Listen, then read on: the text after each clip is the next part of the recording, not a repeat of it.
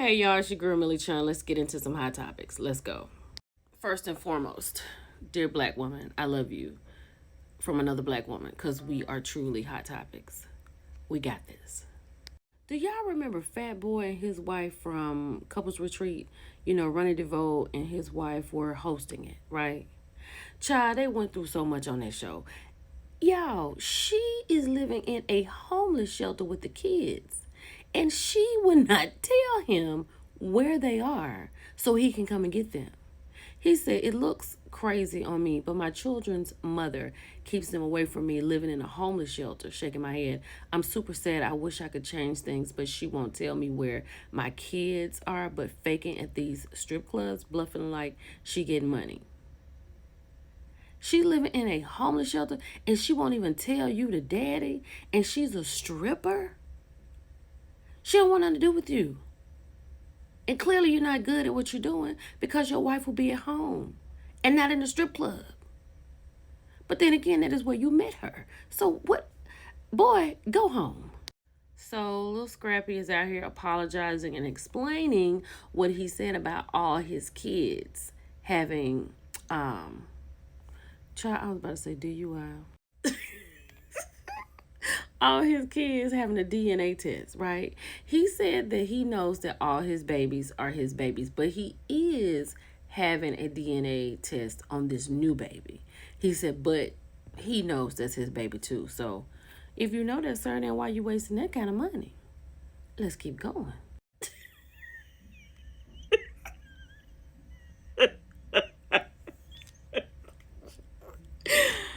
Child, Meek Mill said, "I'm glad the election is over. The brainwash was turned up on the max." It looked like something else is turned up on the max. What is going on with you, Meek Mill?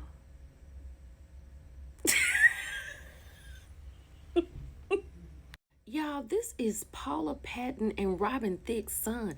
I remember when this baby was born.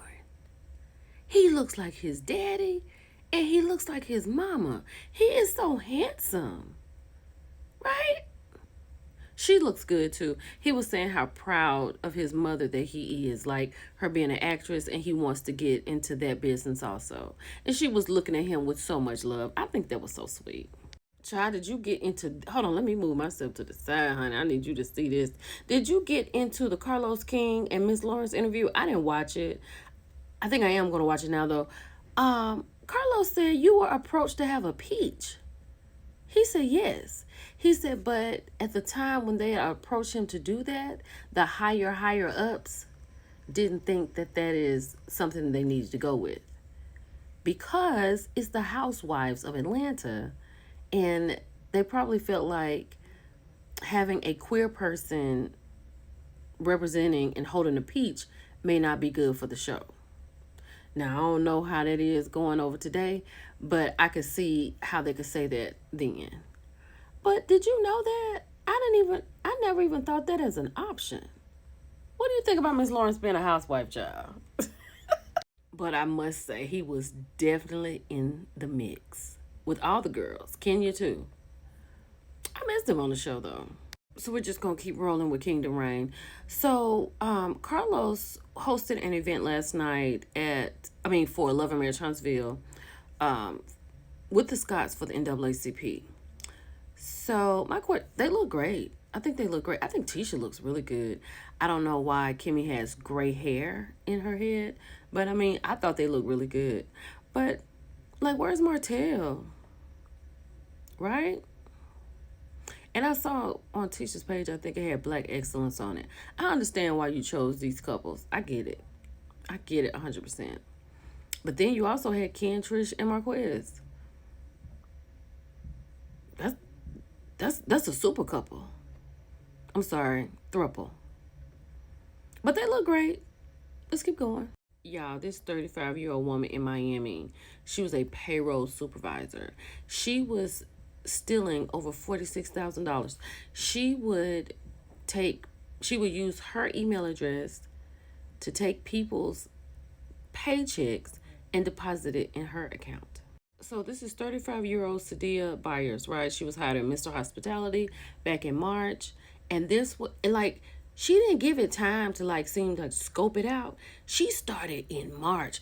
It says, which is around the same time the company began receiving complaints from former and current employees about not getting paid. Right? So the company thought it was a glitch in the system, and they discovered over 10 employees had their direct deposit information changed to multiple PNC bank accounts. They discovered buyers had used her personal email address to change the direct deposit information of employees. The amount she received totaled over $46,000, and she would take out like $518 to $1,500. So on May 19th, buyers discovered that she no longer had access to the company's payroll software. And what did she do? She left because she knew what time it was. So she's currently facing charges on grand theft, organized theft, and fraudulent use of identification. She said that the computer was open to everybody in the office. But ma'am, it's your email. That is wow. I know y'all have heard about all of this with Halle Bailey. She admits now that she overreacted about DDG had the baby over to Kai Cenat's house on the live stream with millions of people looking at her baby. She did talk about, she's going through postpartum. And then she said that DDG is a good father. And I think whatever he's putting out on this internet, you cannot say he's a bad father. Like, he spends time with his son. They seem to have a really good time. And Kai had bought this baby all kind of stuff. Look at this. I think this is sweet, but I do agree with her. First of all, he's 10 months old, right? And he should not be just out on this internet like that. A picture here, a picture there, but I think that's a lot. What do you think about that? Let me tell you some nerve and audacity.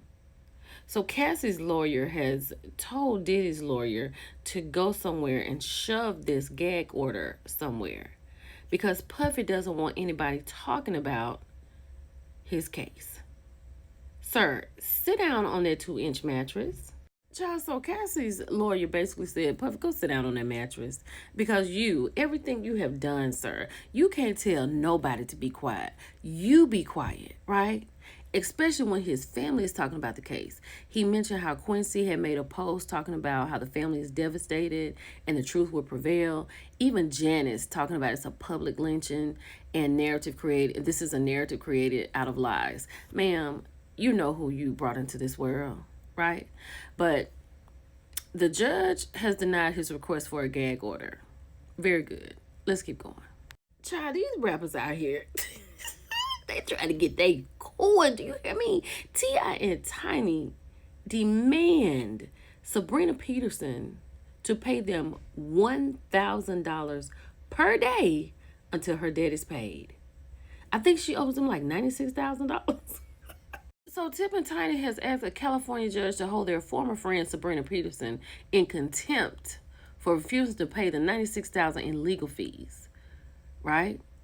They're seeking $1,000 per day until Peterson pays the debt in full. A judge ordered Peterson to pay $96,703 to cover T.I. and Tiny's legal fees in October of 2023. Peterson sued T.I. and Tiny for defamation, among other claims. Y'all think she gonna pay them people $1,000 a day?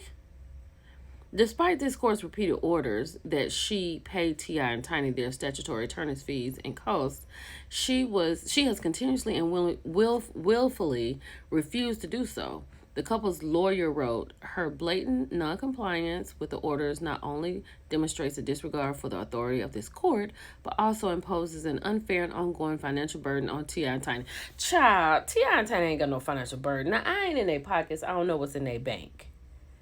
But I know $96,000, I mean, that's a chunk of change. But she can get on the payment plan. It's not $1,000 a day.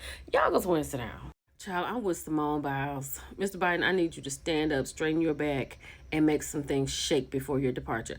Absolutely. We need you to put some stuff in place, sir. What's today? Thursday? We give you this weekend off. You can work Monday through Thursday. We give you a 4-day week. But Monday, you need to be on it.